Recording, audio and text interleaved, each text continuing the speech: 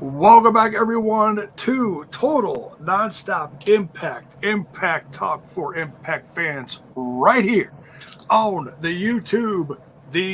No Twitch today. Twitch is broken again. Yeah, Twitch is always broken. Twitch is not doing good, and I'm putting that on Twitch. It's not us, folks. It's not us. So if you're usually Twitch and you happen to come over here later to look for it, we apologize. That's all he was saying. Yeah. We'll see if we can do some more investigation into what's going on with them. But for now, YouTube, head over there. I think almost everybody that's on the Twitch does have a YouTube at this point due to the co-stream situation. So hopefully you're definitely checking out. And thank you, Denzel, for Moose. That's right. Yes. Get excited. It is. It's great. It was a wild pay-per-view, and look, we know that it was late last night, and I mean, for some people, for some other people, it was a perfect timing.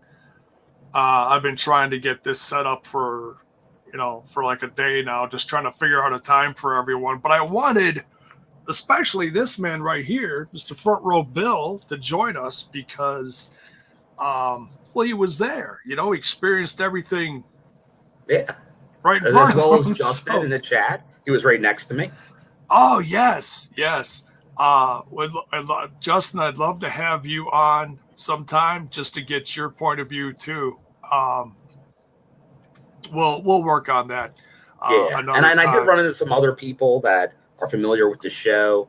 Some aren't awesome commenters, and there's a family that goes that have been to a lot of the shows, a lot of the pay-per-views in the past, and they're actually from Wyoming. And he's like did his man cave with all the turnbuckles and a bunch of merch. Like he got a bunch of I have 1 or 2 ring aprons. He has a bunch of ring aprons and so many turnbuckles. He's like I gotta get on there at some point.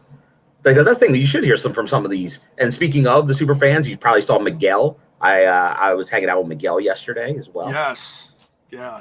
Oh, thank you, Roden. I'm going to invest that and make the big bucks. There you go. Yes, if anyone wants to help support there hasn't been any yet. Right. Yeah, that's the thing. Not till tonight. No tape, no spoilers yet. There's a taping tonight, and then there's one tomorrow, Bill? One tomorrow, yeah. Tonight and tomorrow night. Yeah, there we go. I mean, there's been AEW spoilers, but we're not going to talk about that. Here's the AEW spoiler. My guess is they did not mention Bound for Glory or Impact at all last night. Right. Spoiler alert. No shock. Oh, Christian lost? Oh, we get him back? Oh, okay. Christian? Who? Right. And that's the first thing I said. If one thing the main event proved last night at Bound for Glory, and hey, I'm as big a Christian fan as anybody. I loved his first TNA run. But due to the end of that, it's like Christian's was here and now he's gone. It's like he was washed away in the craziness of last night. Oh, completely. Because he's going up the ramp, but what everything is, you almost forgot he was even in the match with Josh Alexander with everything that happened at the end. Right. So yeah, let's Oh, Mark, you're welcome to join if you like. Yeah. I literally just put it together quick because it was one of the few times that I could get Bill in here. So if you're free, Mark, please join us. I'm assuming you watched.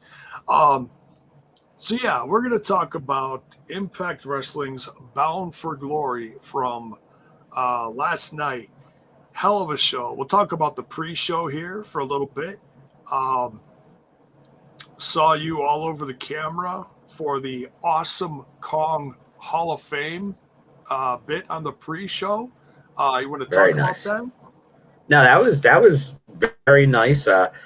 Obviously knew about the Awesome Kong announcement since the Nashville tapings, and definitely well deserved because and Awesome Kong did a real good job of the connection between her and Gail Kim. One created the other in a lot of ways. Gail Kim definitely worthy Hall of Fame. I put her on my Mount Rushmore of TNA Impact, but she wouldn't be there without Kong. And the same thing, Khan wouldn't be there without Gail Kim. That feud made the Knockouts division as original Knockouts. There was no doubt about it. That helped establish. Like, everyone likes to talk about the Revolution, but really that started with the Knockouts division those years ago. Because people, like in the wrestling community, that's the first time I think they really took women's wrestling on a more of a mainstream scale, seriously, than they had previously. Absolutely seriously. It wasn't just, okay, we're going to do a model search and then eventually toss them in the ring. No. Impact, TNA and Impact Wrestling were like, no, we have women wrestlers. That's what you're getting. We're not doing some model search and, oh, here's some mud and some pillows and some lingerie. And I mean, yeah, TNA did some sexy stuff over the years. They did. But I mean, they still had a realness about them, you know? So yeah, get your opinions in here. I can't read them all. A lot of strong opinions from this show, I got to admit. But they'll be throughout, from the booking decisions, from what you expected to happen. There's definitely, I think even just you look at the results. I think they really cut down the middle with a lot of people. There's going to be like half the people that love it and half that probably hate it for a lot of these decisions. Oh yeah. Yeah, that's pretty much, there was nothing in the middle. You know, but that's wrestling, folks. That's wrestling. What are you going to do? You try to book and, yeah, exactly. So yeah, Awesome Kong, great Hall of Fame. I mean, I really wish there was like more of something to that. You know, it's just, it feels like there's got to be, because they have such a rich history. But they do. They do. It's not. They keep it limited, obviously, but it would be great to get more recognition. The recognition for a lot of these people that have come and did a lot of work establishing. And it's good that they always mention everybody when they do have these. Like Dutch Mantel getting mentioned and all that. Right. Now, who was up there with Gail Kim and Awesome Kong to Awesome Kong's right? It was I can't think of her name. She used to be in Lucha Underground, but she was brunette. Like, yes. Yeah, was it cheerleader Melissa? Thank you. Yes. When she was her handler, she was Melissa Flash and Raisha Saeed, I believe, was when she was also Kong's manager. That's what it was. I could not think of who she was. She was, which was great to see. Yes, yeah, because she was there from the start too. Well, practically, but yeah, she was. And she in Lucha Underground, Mariposa. Yes. Yeah, which she was phenomenal in there too. But and then she went from that to just doing behind the scenes stuff in some company. I forget what it was. But that was good to get her, because she was the manager when she had a manager. So I do like that a lot. Yeah, I'm glad she could be a part of that, because her career does go way back to the mid to early 2000s, I'm guessing. You know, it goes back. So good to see. And hello to our friends, Alton, from the Dominican Republic. Oh, goodness. Yeah, great to see. Yeah, worldwide, baby. So then on to the Digital Media Championship match. This was a lot of fun. So let's list the competitors here. John Skyler, everybody's favorite. Chelsea Green, Crazy Steve, Madison Rayne, Fallah, Bahh, and Jordynne Grace. Now, there's a couple here that really stood out as far as I know that people were talking about as far as like fan favorites. Me personally, it was hard to pick. I mean, like, I wanted to pick someone like Skyler, and yet I was so excited to see knockouts involved in this too. It really was. It is a true intergender title. It is. Hello from Greece. Oh, that's amazing, man. That blows my mind. And I never take that for granted. I think that's so awesome. Welcome. Worldwide community. It is. It just shows the reach of Impact Wrestling, and it's special. So, Skyler was robbed, right? Well, I know in our little tight-knit group in the in the Discord, there's a lot of people that really are jumping on the John Skyler bandwagon, and I've been a fan of his for about a handful of years now. So I get it. It's not just I like him like from 5 minutes ago, but this is the first time a lot of people are seeing him because this is on TV, and the reach. So, and we should address. I know Mayor's here since something happened to Tennille. She was taken out of this match. We don't know why. She does have that skin condition that's taken her out at previous times in her career before. It could be related to that, but that's all just that's we're being skeptics. We have no clue. Pure speculation. We don't want to start any rumors.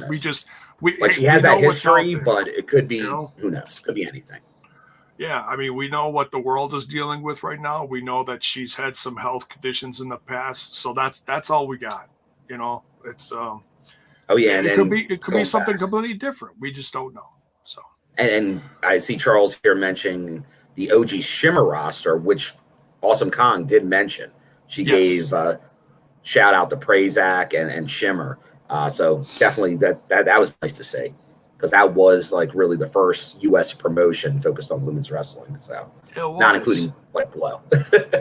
Right. Yeah. Which was nice. The modern era. Right. Yeah. As far as like real women's wrestling, not just picking actors and actresses to whatever, but hey, to each their own, it's all entertaining stuff. So Jordynne Grace wins this one. Anything from this, Bill, you want to point out that was, definitely, it depends how you want to view this title, this digital media title. And I know I was at the VIP Titanium event with Justin and some others this morning, and Rohit's there, and he's joking around. It's like, that's a popularity contest, that title. He's like, I can't go after that. Nobody likes me. But we like it. Kind of the thing. Is that what it is? Like based on Twitter followers and impressions? Is that going to be how that title's kind of decided? Because Jordynne Grace is very popular on social media. Chelsea Green is. And Chelsea Green worked the crowd by wearing the Raiders uniform. Like smart by her. She's playing into it. I think Tennille, obviously. I think Jordynne, once Tennille was out, I may have thought Tennille would have won, but once she was out, Vegas Raiders. Yeah, it took me a second. I'm like, wait, they're giving a thumping to my Eagles right now. It looks like 30-7. So there's your football update right now. Maybe you look back and they'll have come back. But definitely, I'll be interested to see how they do this. Will they always go with someone that really is at the tops on social media, or could people just kind of randomly get in there? Like I was joking to the swing man who was on my bowling team, Team Swingers Palace forever. Along with Justin. He's like, I'm a scratch bowler, daddy. But I'm like, hey, you got to go after the Digital Media Championship, Swingman. He's like, she'll kill me. I can't fight Jordynne Grace. He's like, have you seen her?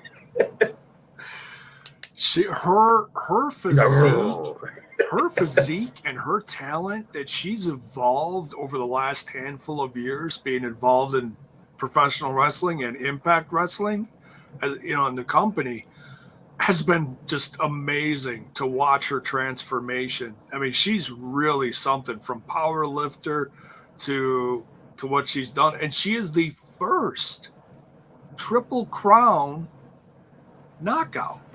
Yes. Now, obviously that's a new title, and I will give her that it is a Triple Crown because she's won the knockouts tag titles and the singles title knockouts, which others have done. The Digital Media is a brand new title, so not many people have had the chance, except for now the knockouts on this roster. And but we still got the situation where a knockout has won the world title in Tessa. So do you put that in or out of the equation? Obviously, Tessa won the knockouts title, but there was no tag titles at the time. So she was a dual champion, we'll call it. But she won all the titles that a knockout could win back then. So it's a technicality. Yeah, whatever.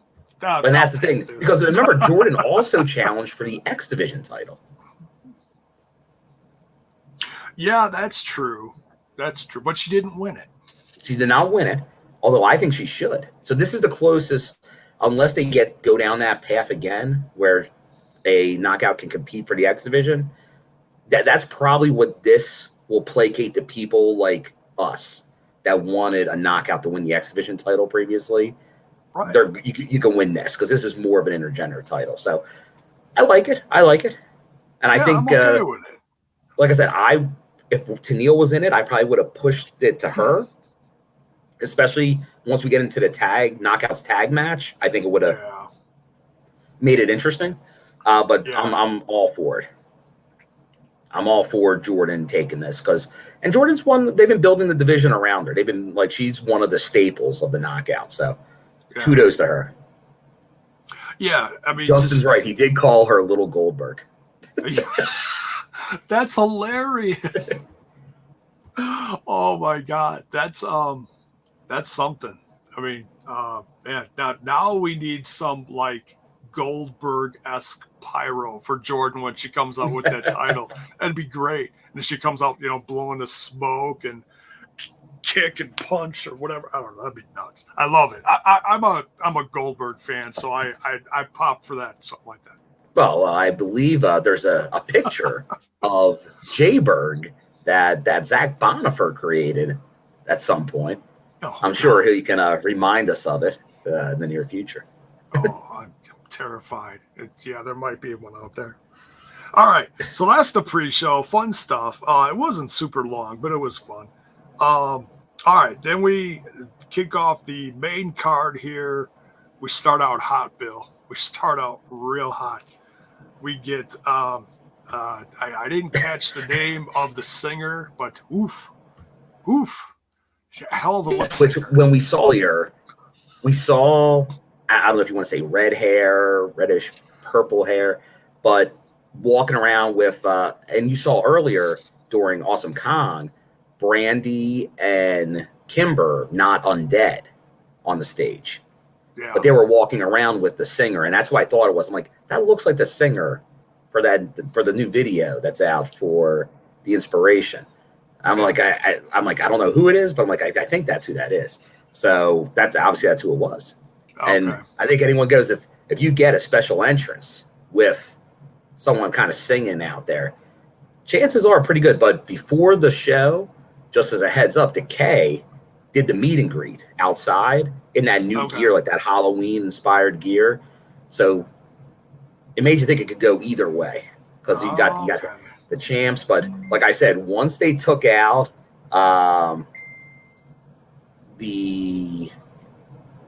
Tenille was out, that made me think, all right, we're probably getting new knockouts tag champs. Yeah. Yeah. But it was never going to be it was a matter of time. Was it going to happen at Bound for Glory, or was it going to happen probably at Turning Point or on TV? But it was going to happen. There was going to be new champs. Yeah. So and apparently, Mayor says the woman who sang that is also she's engaged to an NXT wrestler. I think she's also, from what I heard, she may have either dabbled or does some wrestling herself as well. Okay. I can't confirm that, but that's what I heard. I know she sang an entrance for someone in. Yeah, she did a song, I believe, with former Smoke Show of Impact Wrestling, Scarlett Bordeaux, and someone that did have a brief run in Impact, Shotzi Blackheart. Oh, that could at be. the Windsor tapings. I remember. Okay. The Shotzi was at the same hotel on campus that I was at. Okay. Yeah. So, but yeah, so she's done entrances for a few different, groups of ladies, different companies and stuff. So cool. And they're using obviously that video as their entrance video, which, hey, kudos. They're coming in hot, J-Bone. It's smoking. I mean, they are. I'm biased. I've been a fan of theirs, no matter what they did, either together or apart. In the WWE, and I'm even more excited now just to see them. It looks like they're going to do a similar semi-comedic gimmick, but but and I say semi because you have to take them seriously. They are decent wrestlers. You know, they're not a joke. You know, they're not just you know. But it really is. It's a modern version of an Aussie Beautiful People. It is. Which I won't knock. Like it's different because they're definitely more on the mic. Their history is than the Beautiful People were. The Beautiful People, I guess, were more of a gimmick than really talking. Other than they would just do the put downs, pretty much. Yeah. So I think they could really establish something going on here. So because I think the intention was Defy and the Flava to kind of do that to the division for a while. But then obviously you had Kiera leave and things like that, which changed it up.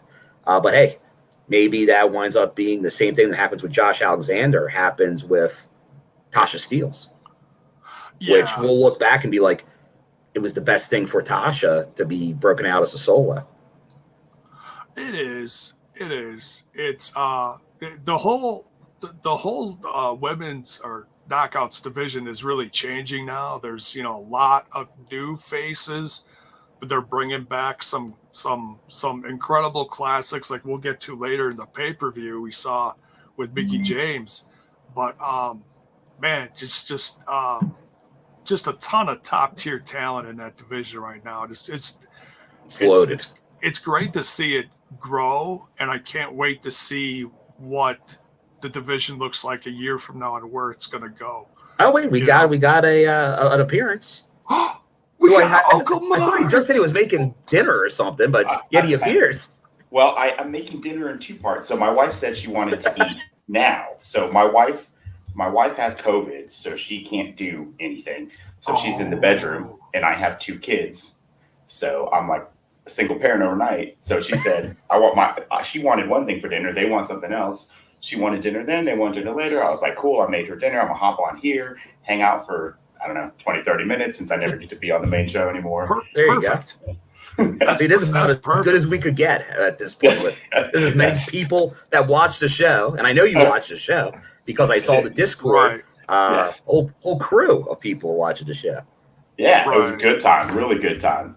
It was again a big shout out, big thank you to Truck for providing that experience last night. Yes, that was very. Yeah, so sadly, Truck was busy doing something because I did ask him to come on, but I know he was busy today. Yeah, and just real quick for Bells and for those of you in the Discord who already knew, she's real sick, but I mean, I don't know what to expect, right? She lost her sense of smell today. She's had really bad headaches, really bad cough. She's fucking sick, like fever. So it's pretty bad. Day at a time. Yeah. Day at a time, man. Yeah. And hopefully this is the worst that it gets. I hope so. Yeah. I hope so. So, and I hope and pray that the rest of you stay safe too. You know, we're all getting tested tomorrow. Easy. Okay, you're getting the test tomorrow. There you go. Yeah, the kids can't go back to school. So because they were exposed, right? Yeah. Right. Yeah. Well, just tells you, like, even though this was Impact's first time on the road, the world is still crazy. Like, it's not like everyone thinks, it's normal. It's really not normal yet. As you can see by the mask being worn in the audience, it really wasn't. It's not normal yet. That was a great crowd. They were masked up. That was a really strong masked crowd. Yeah, I like seeing that. Nevada, the casinos, they're pretty.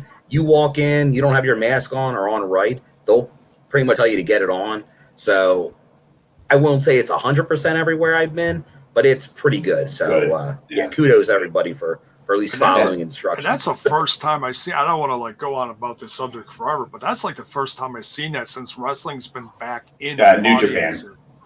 Yeah, New Japan. Well, yeah.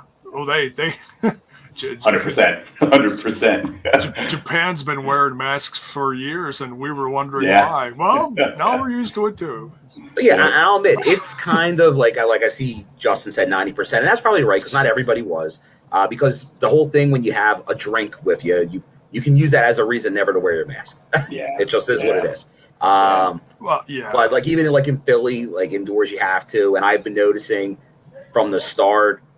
It's less now at the arena shows. There's more people. It's not. You see by the end, they're not wearing masks as much.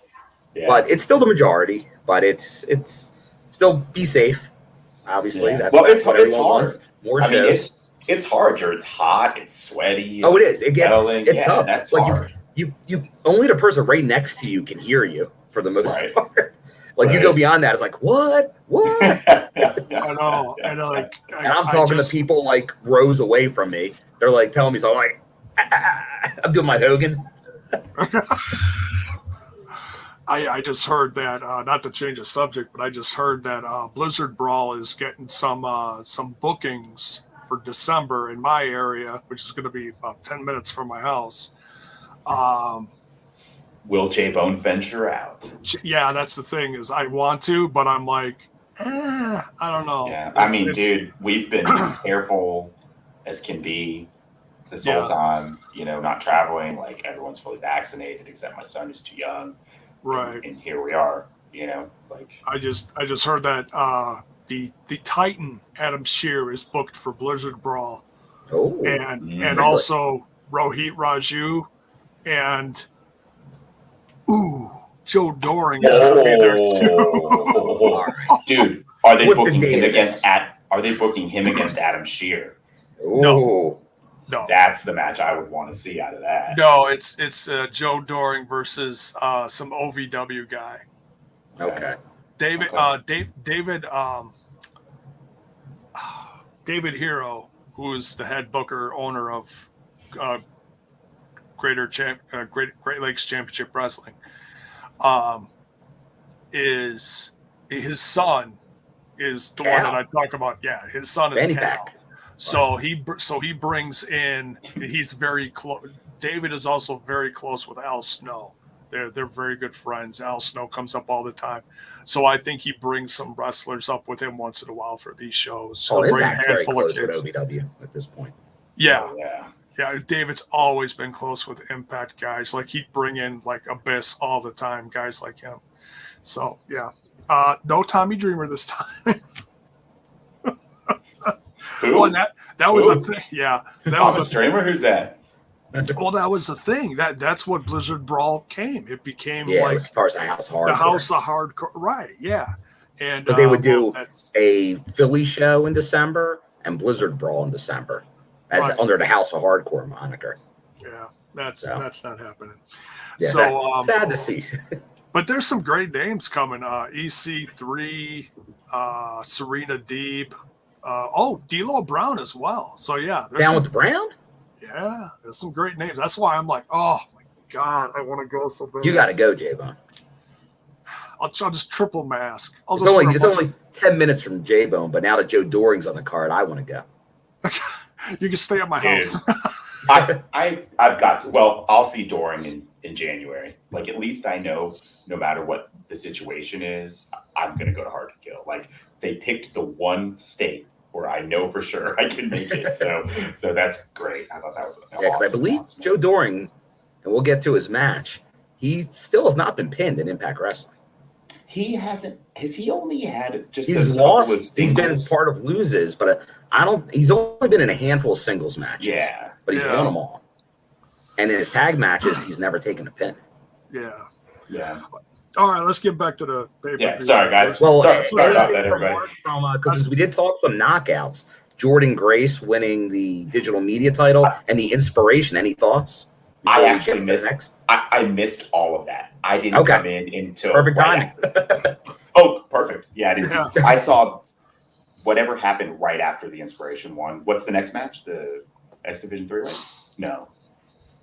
What are you guys at? Where are you guys at? Oh, we're at the X Division next. Yeah. Oh, okay. Yeah, that's basically where I came in. Yeah. We'll move on to that.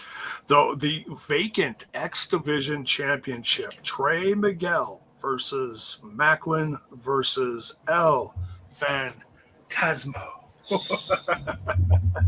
This was such a fun. He has a seizure every time. He is awesome. There was some amazing wrestling. There was a little bit of comedic, heelish stuff going on. El Phantasmo was like doing the purple nurple or whatever the hell you want to call it to Maclin at one point, and Maclin just looked at him like, He's like, I have no feeling in my nipples. Yeah, it's like, I mean, that's pretty amazing if you ask me. But yeah, but Trey won the match. I know. There's favorites all around the panel here as far as who is in this match. I know we've been talking about Trey deserving to win a title in this company for a while now, either with the Rascals or without. Maclin has become a slow burn of a favorite of many of ours. And El Phantasmo is just amazing to watch. He just sets the ring on fire. So I was up for anything, honestly. And that's another reason why matches like this that I just didn't want to do a prediction, because it was too hard to pick. Because there's so much talent in the ring. It's like, who do you pick for this one? When do you have so many favorites? Let's start with Mark. I thought this was Trey wins or we riot. I thought this was the only booking I was going to accept. The match itself was really fantastic. Like I know I'm a huge Maclin not fan yet, but I mean the dude in the ring has proven he can go a couple times now in these X Division matches, and this was another one. Like everybody in it looked great. El Phantasmo. Right. I hope El Phantasmo somehow that Impact can manage to keep him for an extended stay. The dream matchups for El Phantasmo are just like out of this world. I want to see him wrestle every single person in the X Division 3 times. Like he's great. But this was all about Trey. Like to me, this was the match that I most wanted booked the right way, I guess. And I feel like they did it. They did the job that I wanted them to do. If Trey had come back after all that, for those of us that remember the whole thing when Trey left and the Rascals left together, and then Dez and Wentz stayed and Trey returned home, and there was a bunch of mess behind the scenes that went with that. Trey had to get this X Division title. This is the boyhood dream come true. If they had to put it on him here, it would have been offensive, I think, to fans, honestly. And I'm glad they made the right choice. It would have been deflating, right, to see Trey come back and not get this moment. That would have been. Trey's been chasing for 3 years with no gold, and now we've seen Dez and Wentz get their gold. And not that it's a competition because they're brothers, but man, it's nice to see Trey get his too. He's our guy. Oh, finally. Right, exactly. Yeah. Bill, your thoughts on this? Only the Great Gamma could say it. This is the good stuff. And he was due, because we talked about it on the review. You could make a reason for any of these guys to win it. But the way it seemed like if Trey wasn't going to get it now, he was never going to win the title. Exactly. So where do you go with Trey if he wasn't going to win it now? He was going to be like the lovable loser that doesn't win titles. But I obviously Trey, I think we all think has more to him than that. So this was the moment for Trey to pull it. And he did it the right way because you still protect Maclin's streak of being undefeated. So he doesn't take the pin. El Phantasmo, kudos to him in New Japan for not pulling a Tony Khan and allowing their talent to not have to win every match or look beyond strong. Like El Phantasmo still looked great, but he takes the pin here. That's such a new mentality. It is. That whole you can't look strong in a loss. I don't understand, and that's everywhere a lot of times. Not Impact so much, but the other two big companies especially. When did we get here? You can write a credible storyline, have a guy lose like this, and not look weak. Why is this a problem? Well, now it's just they don't care about that because I don't think they watch the matches. So all they see is win-loss. They don't care about looking strong in a loss. Like El Phantasmo, because Trey he was able to put the cup in, he didn't fall victim to the nut shot. Right. So that's really the main reason he makes sense in story. Yeah. Yeah. So he learned from his mistakes. And El Phantasmo, he wins by cheating. That's his gimmick. That's how it's supposed to be. Back breaks are his gimmick. And I'm there for all day for it. The purple purple, the back breaks. He wrestles like a 15-year-old backyarder. I love it. But with a great skill set. Right. Yeah, a little bit above that level. Yeah. So I think he still looks strong in this. For New Japan's fine. Like it was a big vehicle to get El Phantasmo in front of the faces. We know they love him there. He's in the Bullet Club. He's the best of junior champions twice. So he's going places. And I'm with Mark. I want more El Phantasmo. I love him to be a full-time roster member because he's got personality. That's what everyone forgets. The Bullet Club is personality. And it doesn't always happen over in Japan because people don't tend to have the greatest personality all the time. But he does. He's full of personality like the Good Brothers are. Love him or hate him, the Good Brothers got personality out the yin yang. So he does as well. And Maclin, and I don't think he knew he was on camera, but Maclin is a lot like her, like Deanna. You can see the similarity with them. People think they're heels, but are they really heels? Or do they're such fierce competitors, they get these feuds with people and it makes them look like a heel, but they're not really heels, true heels. And I think that's what Maclin is, because he comes out, he wants the crowd to cheer him. But you can tell every time he does that entrance, like he's surprised when he gets booed, because I think he's just like, I'm a badass, like me. But he gave Trey a little clap when he was sitting on the ramp. I don't think the camera caught that.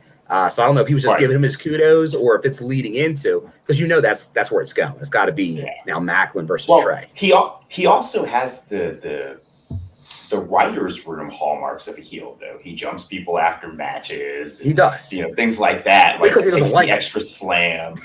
Maybe.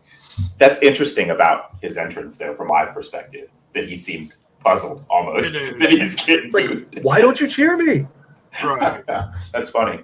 Yeah. I wonder if there is a disconnect there that we'll see maybe addressed. Well, initially he was getting cheered because people are like, oh, that's a badass looking guy, cheer him. But then he would do something like jump somebody or take a cheap shot. And then it's like, oh, I got to boo this guy. He's a bad guy. Yeah.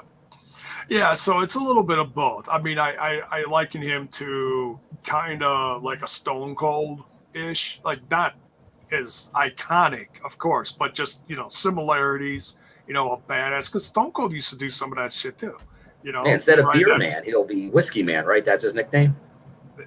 Yeah, there you go. Yeah, I know some of you guys in the chat talk about Whiskey Man. I'm like, who the hell is Whiskey Man? I forgot. Alicia.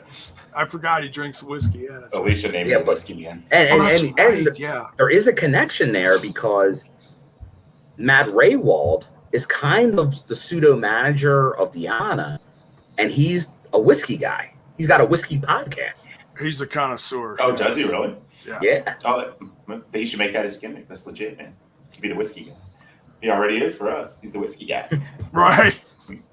Right. So, congrats to Trey Miguel on winning the vacant X Division Championship. We'll move along here to VBD, represented by Joe Doering and Diener in the ring with Eric Young versus Heath and the big mystery question. But mystery. It's like, okay, is Rhino gonna be the partner of Heath, or is Heath doing this on his own? And the first 90% of this match was pretty damn ugly for Heath, but Heath did great, man. I mean, he held him off. And even though, VBD didn't always play by the rules, which when do they ever? This was a lot of fun. I mean, I don't have a whole lot to say about this. It's just nice to see Rhino back with Heath. I mean, as far as like long-term storytelling, this is a year in the making. We've been waiting patiently for those that love Heath, and have been watching for his comeback. This has been a lot of fun, and now he's back and Rhino's with him. It looks like for good. So I mean, how strong of a tag team are they going to be? I guess we'll just have to wait and see. But we finally get the end to this story, and I think it's the storybook ending that most fans wanted. So, and there wasn't a lot of overthinking to this either. It was like, okay, Rhino's back with him. What do you guys Uncle think? Rhino. Uncle Rhino. I do like that chant. There's a shirt. TopImpact. That's right. Only 2 words for this this culmination of events. Oh, baby!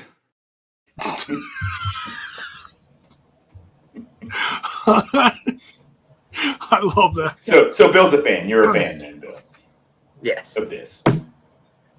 No. That's it. Everyone keeps saying that Impact, they got to do stuff with the tag division. Need to develop more with the tag division because it's the Good Brothers division right now, and it is. It's true. It was when it was the North. It is now with the Good Brothers, and we did lose like Saban's now singles.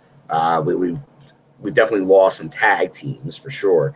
So having Rhino and Heath together, they are an established tag team from up north. People know who they are, and let's not pretend right now. There's definitely we see the title changes. They are Impact's putting identifiable names out in front of you right now. They're still some of their own people, but they're throwing more names at you that people know and they recognize maybe from somewhere else. And they're a team that they won tag team gold up north. That does have something behind it. That means something. So they are now in the tag division. They could be a contender. Yeah, because Jay, you probably know. I forget what they won. They won what, SmackDown, or I forget what they won tag titles. I know that. I forget it was SmackDown or Raw at the time. It was SmackDown because they did something similar with Heath. Like he wasn't part of the draft, and so they made the match where Heath and Rhino were going to go for the SmackDown tag titles, and if Heath and Rhino didn't win, Heath wasn't going to get on SmackDown. Mayor, yeah, right. First SmackDown tag team champions, right? Yeah. And that was when they actually branded them Raw and SmackDown, as opposed to what they were over the last decade. I forget what they called each one. I think now you just trade them if you move shows. You just throw them at the other person, and that's how. Or drop them. I heard that's a thing too, which causes a little something like that. Something like that. Yeah. But anyways, I'll tell you, CM Christo is saying this here. He thought Rhino would turn. Well, I thought at the end, they win the match. Uncle Rhino is in front of Heath, and Heath's behind them. I'm like, is Heath just going to take him out right now? Like knock him in the back of the head or something? I do think the long game is Heath eventually does turn on Rhino and maybe becomes VBD or something if it's still there in 4 to 6 months. Because I could see Heath in Violent by Design. I could see that. But right now, it's tag team, have fun, be joyous, be merry, and go after the Good Brothers. Bologna sandwiches for everyone. That's the best call, is that we need tag teams. The tag team division isn't just the Good Brothers division. It's not even an Impact division. There's one Impact guy in that entire match. Yeah. So I'm with it too. Like, I wasn't super invested, unfortunately, by no fault of Heath's. I just lost interest because of the time off, and I wasn't a Heath fan to begin with. I didn't really know him. So by no fault of his own, I lost interest in his story, but I like the outcome because we do need the tag teams. So I think it makes a lot of sense. Yeah, and that's fine. It's just great to see Heath back. He's finally healthy, and I can't. He looks good. Yeah, I think, and people forget, man, he's a big guy. The guy could stand toe to toe with Joe Doering. We think of Joe Doering as this monster, like 7-foot guy. He is tall. He is big. A lot of these older WWE guys are sneaky big. I mean, Cardona, Heath, like these guys are.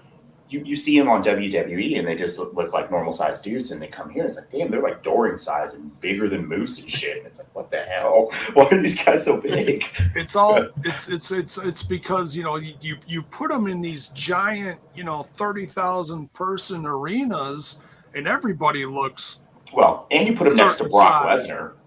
It's like, oh, well, okay, point being some are bigger than others. Yeah, exactly. Although Doering would still be a big motherfucker no matter. Oh yeah, right. They have a lot. They have Morrissey. They got a lot of big dudes right now. Yeah. Just point being though, a lot of times these guys come from WWE, and I don't really realize quite how big they are. It is something to be said that there's a huge this whole grouping that came over, the ones that all got released a year ago.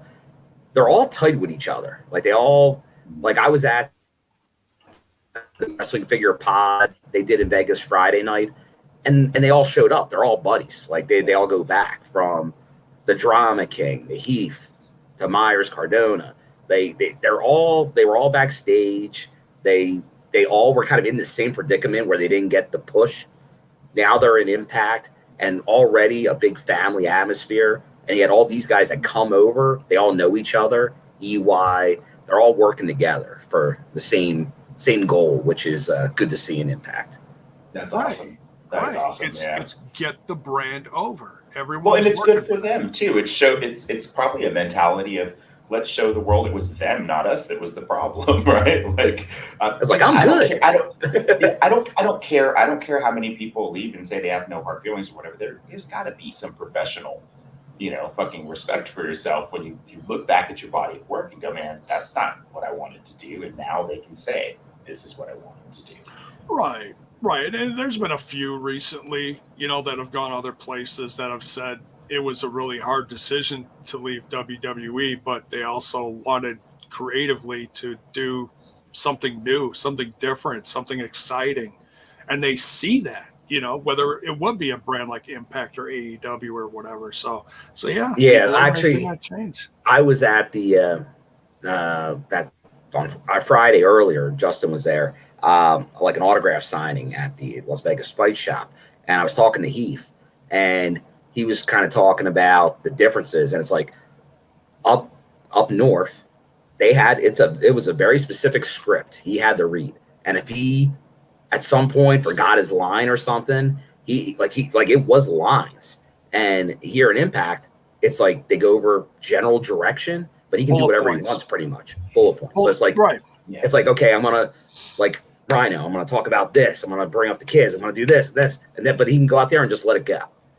He's not there on a script, but up there you do, which I don't want to totally just say what they do is wrong, because you see, just Deanna was at the same thing. I was telling Justin, she, like, you look from promo pictures to the stills, like they know how to, like, the look, the faces, the cameras, they know how to react to all that. That's taught up there. So kudos to them. They teach that well. They teach that better than anybody, how to work TV.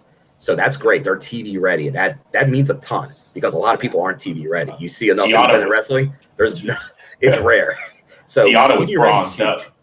Yeah. And that's the thing, like, because Deanna, I saw in the indies, to see what she learned in her fairly short time there, it's amazing what she brought back and was able to use in Impact. But the flexibility that Impact allows for the characters to develop is huge. That's how they get over so well. Yeah. All right.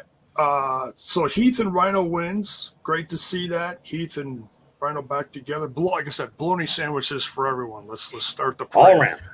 So all right. I will say though one thing: VBD's looking pretty weak right now. It's time to build VBD back up. Well, yeah, it's going to be interesting to see what happens with them too. This is a turning point in the company. There's a lot of changes going on.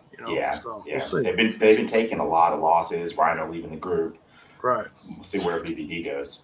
Collier shot Gauntlet. A few points to talk about here. I mean, obviously, Moose winning is the major point, which we see drastically affects the end of the pay-per-view. We'll get to that. I'll quick read off the names, and we could talk about a few surprises. Number 2 was a surprise after Saban, who was the one. It was, and we find out today, and I don't want to give him any credit. We found out some people are trying to come up with news today, as far as, so and so was supposed to be there, and then it didn't happen. Wait a second. Wait, hold on. Are you telling me, J-Bone, that we got a little fake wrestling news? Longing for that fake wrestling news. Don't believe anything that you read on the internet.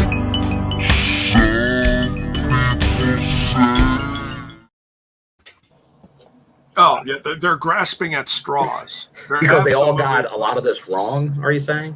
And they're trying to make up for it? Like, wait, I knew that was going to happen, but I never said that on my 5 pay outlets, which I update by the minute going into shows. Right. Yeah. 24 hours ago, Braun Strowman, a.k.a. the Titan, Adam Shear was signed with Impact Wrestling. Oh, but now all of a sudden, breaking news, they couldn't come up with getting him in there? What? I mean, come on. That's why I always tell you guys, take this shit with a grain. Until you see the guy on your screen, take this shit with a grain of salt. You know? And that's why I didn't report on it, because I'm like, you know? You want a done deal. Like the Impact said, the Inspiration are coming. Done deal. It's happening. We saw There's it. a graphic made. Beautiful. Hell yeah.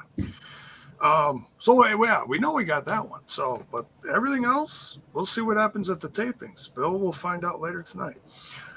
You know, and we might get some surprises. Maybe they held them out for TV. They could have. No. Or I'm starting to believe you had a big pay-per-view, right? That sells the VIP packages, the tickets. They sold that out. They're coming back in November. Quick turnaround for Vegas. Very quick. Yeah. A lot of travelers need that pay-per-view to say, I'm going to come out. TV isn't enough. I know. I've been one of the few travelers that come to the TVs. Now they're doing that Impact Plus live. They're doing that. So I think they're going to heavily promote this Impact Plus. Maybe the biggest Impact Plus show of all time. And maybe there's going to be a big name to sell that show. A titan of a name. A sheer titan of a name. It could be a turning point for a turning point. It could be. Guys, I got to jump off and finish. I got to make the kids dinner. Okay. Real quick on this, just because we're talking about about people coming in. I missed the Inspiration match, but other than them, I liked that this was for being advertised as a cross promotional brand slugfest or whatever. I thought this was a really Impact focused show and completely reset a lot of the Impact storylines, including the world title picture. And I thought the whole thing was brilliant overall, bringing it, just kind of tightening it back up. You know, I thought this show did a lot of that. A lot of the belts changed hands. This feels very fresh now going towards Hard to Kill. So that would be my final thoughts. A really good show. Glad I could see you guys for a little bit. So hope to catch you guys again soon. Well, the Patreon is going to be on in 3 hours. So I will try to hop on if I can. Absolutely. Okay. All right, guys. I'll set it up later. Take care, Mark. All right. See you guys. Uncle Mark, folks. Good to see him. Good to see him. Because usually it's Trent and him and me and someone else. So. Jay and sometimes me. Yeah.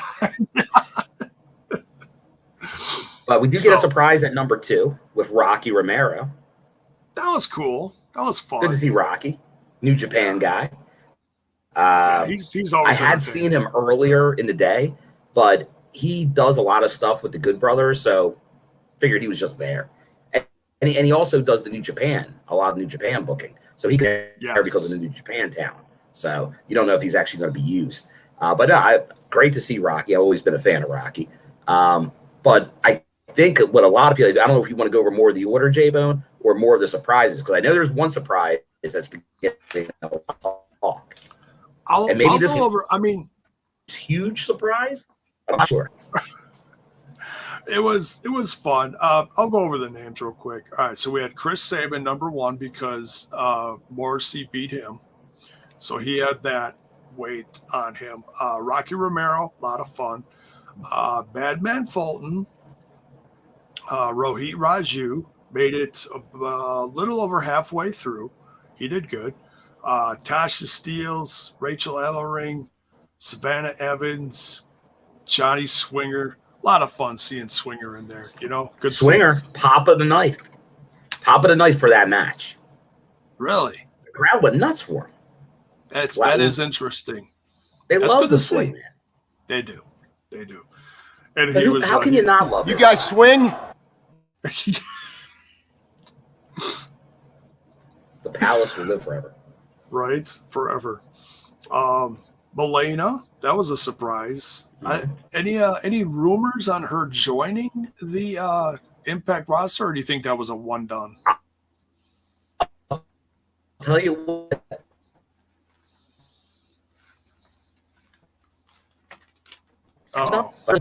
that she may be around, at least for maybe this set and next set of tapings. I assume she's West Coast based.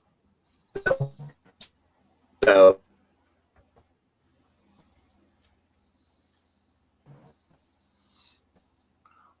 Bill, your connection's getting wonky.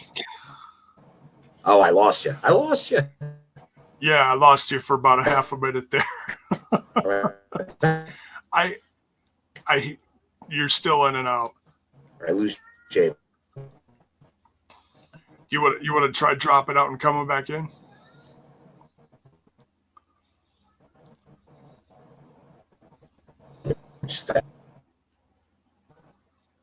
Oh boy. All right. I think Bill's going to try reconnecting. And we'll continue. Sometimes a hotel Wi-Fi can be a little wonky. All right, so we continue here. So yeah, call your shot, Gauntlet. Okay, so the demon came in after Milena. That was just crazy. Just crazy seeing the demon. We hadn't seen the demon in over 20 years. I don't think he did anything anywhere else. I mean, he's kind of one of those, I don't know what you call them, mythological wrestlers, you know, like, oh yeah, the demon was in WCW, but then you never heard or saw from him ever again. Of course, the Swinger Pops thinks he's actually Gene Simmons, and there was that joke. So the demon didn't really seem like he knew what was going on. He just kind of wandered around and tried to look intimidating. But it was still, it was funny to see him, still looked like he was in okay shape. Not super muscular, but the face paint, and the ring gear and everything. So that was funny. Let's see. Brian Myers, Matt Cardona, Laredo Kid seemed to get a good pop. Sam Beal lasted a while. That was good. He even tossed out Myers. Excuse me. Oh, here we go. We're going to try this again. There he is. All right. Hopefully that's better. All right. Are we on the Kiss Demon right now? Yeah, I talked about him a little bit. What'd you think of the Demon? How did that go over live? Well, I think, and it's kind of funny because it's like they go with Demon or the Demon. I forget what the Tron said. It was your Demon, the Demon. So I think everyone's like, Demon. They couldn't say Kiss, so yeah. No, they could not say that. But I think everyone's like, who was it? Who what? And then he started coming out. It's like, wait a second. Is this WCW 2000? What's going on around here? But I liked it. Now, that's definitely a pop only for a niche audience. Right. But a lot of the early NWA TNA fans, that's a pop for them because they're the old WCW fans. So I think that was something. And that's what you do in one of these. You have some good fun moments, and that was a fun moment because he hasn't been in a ring, I don't think, in 20 years for anybody. I don't think. Well, the news came out. The news came out recently that Gene Simmons bought and sold a Las Vegas house like real quick, and I was like, is this any attachment to that? Like, I just saw like a headline recently, so I was like, they've had some stuff in Vegas. I know they had the Kiss mini golf out here, so they were doing some different stuff. But Kiss branded stuff, yeah. Yeah, but I know Dale, he's very tight with Gene, so I'm sure they all worked that out. Yeah. But it was a nice little fun thing to see. It was. You just got to be careful with the branding of it. But yeah, it was fun. Now, I'll tell you, if this happened. Okay, here's where they're saying this happened.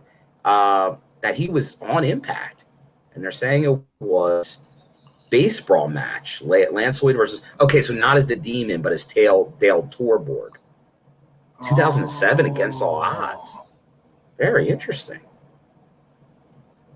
Well, that is one I do not remember. I don't think it wasn't as a Demon, but okay, so there is a connection there, sort of like Joe Doering's first Impact run, which was like a match. Oh, okay, gotcha. All right, so we go. Ed Punk Gage saying special 6-man tag with Sanjay and Saban against the Diamonds in the Rough. Look at this. That's some good 2007 knowledge. Oh, jeez. Yeah, that is some classic stuff there. Good stuff. Sam Beal, Rich Swann, Ace Austin, Moose, Eddie Edwards, Alicia Edwards, and then Morrissey. So that was it on the surprises, was Rocky Romero, Milena, and the Demon. There was no I mean, that's where we really thought if they were going to bring in some big name or something to clean house or whatever, it was going to be that I can't think of the guy's name. Bronson Reed. Bronson Reed. I know people were starting to speculate on him as well recently. Yeah. But the only thing is, obviously, if one of them in there, they'd almost have to win. Like if Adam, the Titan Shear, was in that match, win the match. And then you can't do the Moose Josh angle then in the show. So yeah, if he was going to be in that match, I can't imagine they just thought of this idea yesterday to have Moose come in and crush poor Josh Alexander. So yeah, who knows what the original was? Because once again, fake wrestling news. Maybe that was never the idea of him being in that match. Well, okay, so people thought that Suzuki might come in this match, but he was announced more for the tapings because he had prior engagements for GCW. GCW in LA. Yeah. Once again, not far, but they were at the same time. Right. Locally. Yeah. Well, sometimes it takes 20 hours just to get through LA. So yeah. Now it will be interesting to see what they do with Suzuki. If he goes towards, like, does he go into an angle with Moose as the champion? Does he go into something with Eddie Edwards? Something else? But it'll be interesting to see how they use him as well, because my guess is we'll probably start here in promotion for Thursday with him being on it. So they haven't announced what he's doing yet, but I'll find out later. But my guess is you might hear something for an Access TV advertisement about what he's doing on Thursday. Yeah. So I'm guessing there's a couple fantasy matches over the next month, maybe.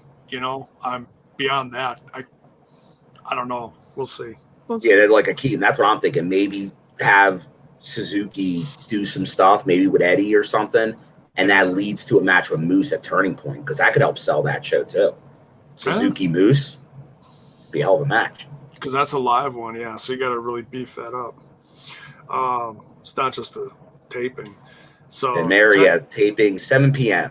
Local time tonight and tomorrow.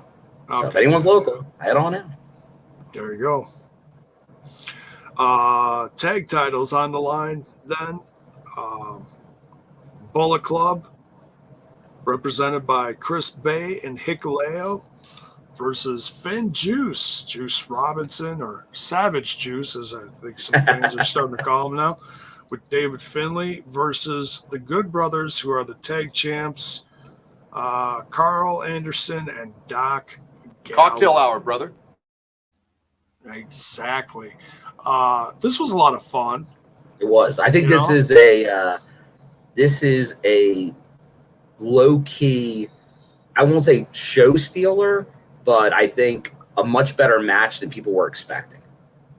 Yeah, because you had some like some of the smaller guys in the match that were really working strong, and then you had big guys like Gallows and Hikuleo, teeing off on each other, which I think a lot of people were looking forward to seeing. Yeah. Big guys slapping me, it's everybody loves big guys slapping me. Yeah. So you had a little bit of everything in here. With the likes of like Chris Bay and Finlay and stuff like this, and even Carl Anderson getting in on that action too. So yeah, you had a little bit of everything in this match. Yeah, obviously a lot of New Japan storylines going in on this. So I think we won't, like, this is not done. Like, you'll see these teams feuding on New Japan possibly. But for the immediate future, who knows where the tag division goes in Impact. Like, are we still going to see Bahh and Hikuleo teaming up, or Bahh and El Phantasmo, or is it more like the Heath and Rhinos of the world that are going to get involved? Yeah, I mean, you certainly have a variety of tag teams now. I mean, I know there was some discussion earlier saying, well, they need tag teams. Well, they had 3 of them in the match together right here. And, you know, you could say that, you know, the Bullet Club isn't really a tag team because half of this tag team is New Japan, or Finn Juice is also New Japan. But, I mean, they're sticking around. I mean, they're U.S. based right now. So, I mean, you know, they're like tag teams. We've seen Finn Juice a ton on Impact TV now. Like, they're not part of the roster, but you're seeing them a lot. And I know Justin was pointing out Juice. Like, Juice really is, like, he is very good at live shows, like interacting with the fans, getting on the refs, getting on people. Like, he makes it very enjoyable and interactive to be there. Probably a lot of that doesn't come off on TV. You don't hear a lot of it, but I give him credit and appreciation for Juice for that stuff. Yeah, his charisma is through the roof. Great to see. We'll see from here. Yeah. So Good Brothers retain. Honestly, no surprise with the Good Brothers retaining. If you saw, some people probably didn't notice, but if you noticed how much promotion there went with the Good Brothers, like on local news, several different major podcasts had them on. They did their own special thing during the day on Friday morning, I think it was, or Friday early afternoon, for insiders, which really didn't go that well because it was just Gallows and he looked pretty tired. But you there, Bill? Yeah. Okay. You see me? Yes. Lost you for a minute. All right. Sammy. We'll wrap this. We're gonna wrap this up soon because I gotta get dinner going and Bill's connection's starting to go in and out. So we'll try to wrap this up. Knockouts title. Mickie James going after the Knockouts title of Deonna Purrazzo. Oh, Mickie. Hashtag and new. And I know I was kind of saying this. Deonna, who just seemed unstoppable force. Su Yung was able to trip her up, but who was going to defeat Deonna? It had to seem like somebody from the outside. Mickie James, storied history and Impact, so it could happen. But if you still had to make me choose, I would still have to say Deonna was going to win. But Mickie, she proved otherwise. And this, once again, you know a Deonna match is going to be a good match, but you weren't sure how good this match would be. This was an excellent match.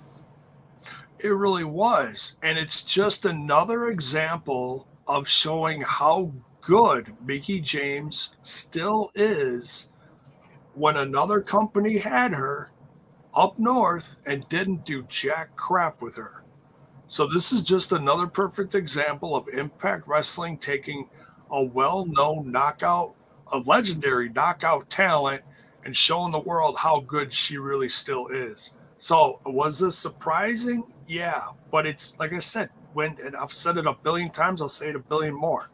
When they bring back talents like this, they do not stink up the joint. They bring in great talent because they know they can still go. They're not bringing in some diva or something that has no clue what to do in the ring. You know, no, this is Mickie freaking James. She's a day one talent. She really is. Literally day one and started, and she's been everywhere. but she came back here and she is your new Knockouts champion. I'm excited for it because I'm excited to see what this is. Like I said, this is turning the page now. So this is okay. We're starting fresh. So what's going to come after, or not what? Who's going to come after Mickie James next? You know. Well, yeah, we know one because there is already a contender, and her name is Mercedes Martinez. Oh, I can't wait to see that. You know. So I mean, is this going to be a short reign? Are we going to see Mercedes Martinez as a new champ soon? We'll have to wait and see. But I can't wait to see that match. She already like put it on her Mercedes, social. and then obviously a rematch with Deanna. You would think is in the cards as well. Both of those are going to be really tough matchups for Mickie. Yeah. Because like Mickie beating Deanna once, you're like, could happen. Beating her twice seems like a tough task. So it's how much can they put off that rematch? Hard to kill or turning point? Yeah. But hey, I'm a fan of Mickie James. If that gets a longer run with Mickie James, I'm in favor of it. I know people like it even, who was a Buckshot Kid saying, tired of non-impact wrestlers winning Impact. The difference with at least Mickie, she's been on the roster page for a while now. So they like Kenny was never on the roster page. Christian was never on the roster page. They had the title. They were listed as champion, but Mickie was listed as a roster member. So I know she has that thing with NWA, but maybe it's not as, maybe she's more of an Impact talent than we think. Yeah. You know, it's like I said. At least she's coming back and not stinking up the joint. She had a great match. You know, you got to give her that. So, and I know Mark's not here, but the thing that did do is it protected Taya's streak, her days as champion streak. Oh, because Deanna was about to beat it. It did. Yeah, I don't know if that's a thing, but that is interesting. That is interesting. Because who knows? Maybe in a year we get a return of a Valkyrie. Oh, I'd love to see that. I honestly would, along with her hubby. I wouldn't complain about that. Yeah, it wouldn't be a bad thing. God knows they're not doing anything with him. You know, maybe some. For reals. I heard something about zombies or something. I don't know. Anyways, so we get exactly. It's a classic. We get an announcement for the Hard to Kill pay-per-view, returning to pay-per-view January 8th in Dallas, Texas. Get your cowboy hat, Jabo. It's right here. It's staying warm.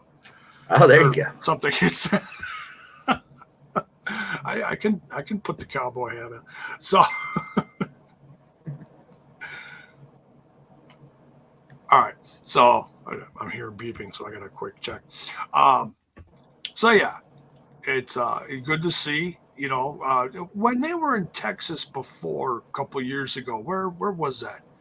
Well, the last time there was the Bomb Factory in Dallas that they did. Before that, they were at Gillies in Dallas as well. But I would assume Bomb Factory is at their most recent.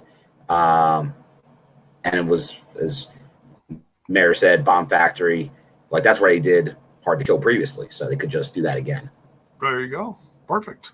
Yeah. It'll be interesting to see if they do TV or not. They didn't do TV last time. It was just a pay-per-view. Okay. Because they did its anniversary at Gillies the year before, 2 years before.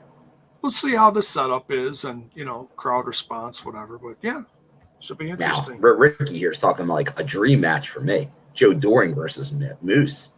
Love to see that. Oh, shut up and take my money. Because it just seems like they put Moose in feuds with other people I like all the time. So it's very tough for me.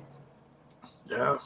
We'll see. Like this Josh one, I'm throwing the Canadian flag up there. I'm wearing my Team Canada jersey, and then Moose comes out. Like it, who's at best? Oh, you're a kid in a candy store though, Bill. Oh, all right. Then the main event, Impact World Title on the line. Fellow Canadians. Going at each other here. Christian Cage defending against Option C. Turned it in recently. Josh Alexander. Man, what great storytelling that they had leading up to this. Folks, if you did not see it, we shared it all over our socials. We got the 20-minute version shared straight to us from George Barbosa himself. He's the producer on there, or whatever you want to call it. Yeah, I guess he makes he's more like a producer director for those type of things. Right. But great ones in the past. Like speaking of the Bomb Factory, and that was the 10 was very good. But there's been a bunch of other ones that were fantastic. Yeah. Oh, Alan here said, talking about D-Lo on commentary, sold the swerve ending. Yeah, now obviously I did not hear this, but I heard that D-Lo did a great job selling this. And I heard Stryker, he was crying, I heard. Oh, Stryker? So what they did with the camera angles and what D-Lo and Stryker did on commentary when Moose came down at the end was priceless. Yeah, I'm going to have to rewatch. I'm going to have to watch that. Check that out. Oh, it was great. The biggest thing is, they're having that moment in the ring when Josh beat Christian. Josh's wife, Jade, and their little boy come in, and it's such for lack of better words, heartfelt moment. Josh finally winning the world title after this build-up, this storytelling that's been tremendous between these two. Trying to get that belt back home where it belongs in Impact Wrestling on an Impact Wrestling wrestler. And then that moment is crushed while the wife and kid are cowering in the corner, just mere feet away from where Moose speared and pinned Josh Alexander. Unbelievable. Shocking. Shocking. Some would say revolting. Some would say, honestly, I thought there was a chance that Jade was taking a bump during this. I thought Moose was going to get her. Like, at first I thought Josh might move, and then she got hit with it. Which, as a worker, she could take a bump. Most people don't know that. So, but that would be nuclear heat on Moose if that happened. The thing is, the sun was right there. It couldn't, unless they got the kid out. It would have been real close. Like, that would have been real tough to pull off. Right. Because it was very close. But this was, we know we all had, and maybe myself, the most strong opinions on Moose and how he was used during this whole thing. From, I thought he should have won the title years ago, but definitely during the Kenny storyline. But we know there was extenuating circumstances on why Moose could not beat Kenny Omega, but was screwed. This was about the best way a heel Moose could win the title. He wins the gauntlet. He gets the chance. Josh wins the title. He beats Christian. He beats his countryman. He gets the title. He gets that shot. And he earned it. He the option seeded. But so you were going to have the face, the new baby face of the company. But you get the storyline with the biggest heel in the company now, who just takes it from you in front of your wife, in front of your kid, and he just snatches everything you worked for right out of your hand before you even had it, before you even had a chance to really feel it. He steals it from you. That's great storytelling. That was the perfect ending for Moose. It is. It was wild. It's because right at the start of the match, I was like, okay, I'm going to pause it here. My kid's in bed now. I'm going to make myself a snack. And I made the mistake of looking at my phone about halfway through the match, and I'm noticing our personal chat that we'll just say that people were very upset. I could see that. Like, it was going to be a decision that I think Impact knew there was going to be both sides. It was going to be a 50-50 split. People were going to love it. People were going to hate it, because it all depends. But I think yeah, all right, they're going to like, you screwed Josh. This decision screws Josh, but it doesn't. It makes Josh, because now he's going to go after Moose. Right. And people are interested in the chase, not once you get the title. People, there's a reason guys become 15, 16-time world champions. Right. It's because it's the chase. Having a belt for a Bruno Sammartino 3-4 year run, that's not the business. People don't care about that anymore. It's like a nice thing to put on Wikipedia, but people don't care about long title runs. They want a decent title run with a story, and that's what they got here. So I think it was perfect. And he's still back. Like Josh Alexander, he's the number one contender. Obviously, like he's going to be fighting. He's going to win a world title again. That ain't going to be his only title run. And I'm hoping it's not Moose's only title run, because now you're developing that main event of Impact Wrestling. Forget these other companies that are going to carry this brand for the next couple years, along with Sami Callihan, Eddie Edwards. Oh, yeah. Yeah, I agree. It's going to be very interesting to see what happens with this story, because now Josh Alexander went dark on social media, which he did. I think that's the way to go. Go dark. Yeah. It's affecting you, man. You're having issues. Yeah. Maybe he cuts a promo saying like, this is like in front of his wife and kid. Who knows? He'd be like he's got to get his manhood back. Who knows? I can't wait to see where this goes. Yeah. Moose took everything from him. He did. He did. He had everything to win, and then just boom, take it away. But we've been saying for the last 2 years straight, can't wait for Moose to get that title, and then all of a sudden it seems like he's drifting away over the last half year or so away from the title, and all of a sudden within seconds he had it out of nowhere. And just a crazy swerve. Yeah, and this is a kudos to both Moose, obviously, but as well as a lot of the guys in creative, the Moore and company, because how many times has it been like, oh yeah, Moose, the storyline's played out, he should be champion. Doesn't happen. It seems like he goes on the back burner, but then he's right back in the storyline in no time to be the champion again. And it doesn't.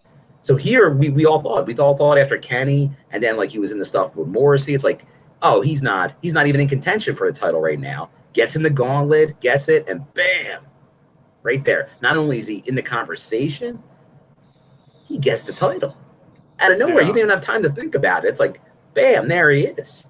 He was always hanging around, but this one he got the cup, and you're like, Impact doesn't usually use it as like the immediate cash in. Usually guys hold on to the, so they it's in your head that it could happen. And I was even telling Justin, it's like, it could happen, but you don't think it's going to happen. And then when you get the family in the ring, it totally takes your mindset out of the moment, and you're not thinking it's going to happen. I know someone asked, where did Moose come from? Moose, like, obviously I'm at the ramp. He was opposite. He came in from the other side. So he came from behind Josh. So and Hebner was on that side. So he's able to sneak into the ring and be like, hand the cup to Hebner. Let's go. Boom. Yeah. Yeah. Family turns around, quick puts the wife and the kid in the corner. I got to take care of business. Turns around. Gets the kids and boom. Turn around. See you. Oh, man. Just devastating. Just crazy. Might as well just said. In my ass. So, yeah, that's the pay-per-view. Fast finish. And they didn't spend a lot of time after that. He stood over Josh, the wife and kid cowering underneath him. A big that's why I put the visual. You can't see the visual because it's behind. It's behind Bill. But yeah, it's like that's why I put the visual in there, because that's an amazing visual. They're there with Josh. That's a moment right there. And they're looking up, and he's looking down at them. He's got his foot on him. He's holding the title, like, yeah, what are you gonna do? Nothing. Can't do a damn thing. Even the ref. And that was all on the up and up. He had every right to do it that way. He did. Josh used option C to get his title shot. Moose won the cup, and he can get that title shot whenever he wanted to. And he picked the right time. A guy that's been screwed out of titles for years. he now became the ultimate opportunist. Yeah, he did. About damn time. I mean, I wish Josh's moment lasted longer than that, but it's I love a good shake. But very similar, because I know a lot of people got on an up north storyline for a guy that's now down south that won American Dragon, who had, what, an 8-second title run his first time around, and they thought that would kill him, his character, but yet he became more over when he won the title again. And that's the same thing with Josh. Like, he's going to have the shortest run in Impact history. Like, it's already confirmed, but I doubt there'll ever be a shorter run. Josh Alexander is going to have the shortest run probably in Impact history as world champion. But when he wins it back, it'll be that much sweeter. He'll be a 2-time champ, and he'll probably run out of the arena real quick, like, hey, you ain't doing that to me again.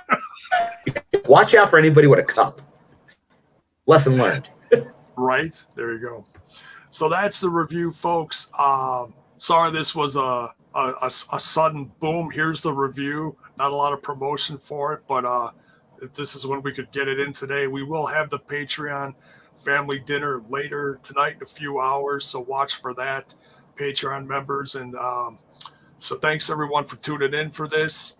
Hopefully we'll get a few more faces in for the family dinner. We'll see. No promises though. You never know with this with this crew now.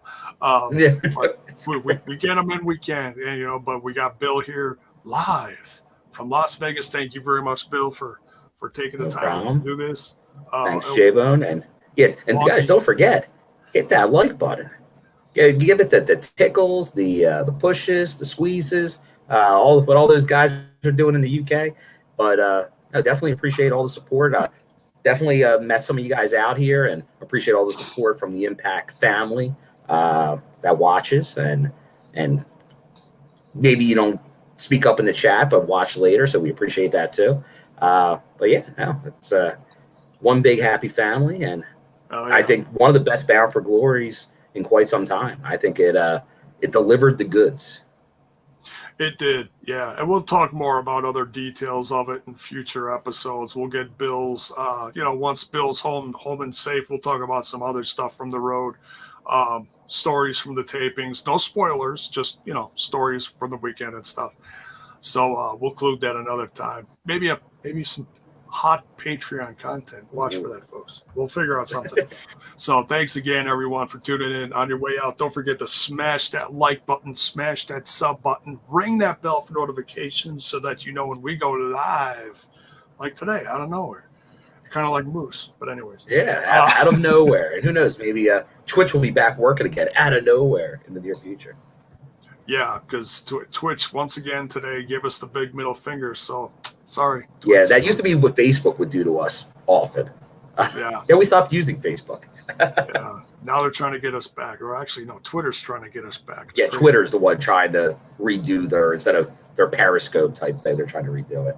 Which we may try sometime for shits and giggles. We'll see.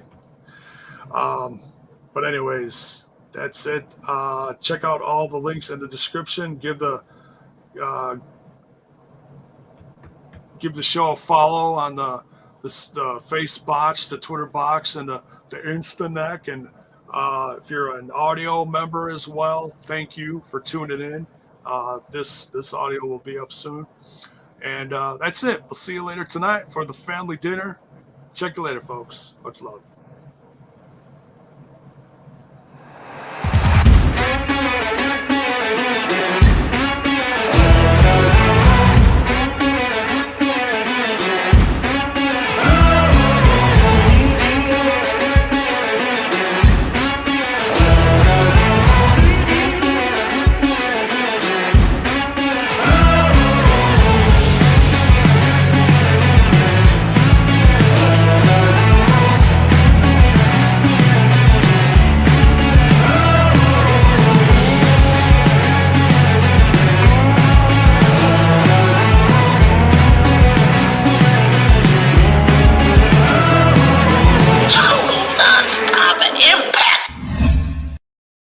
You're nothing but a selfish prick!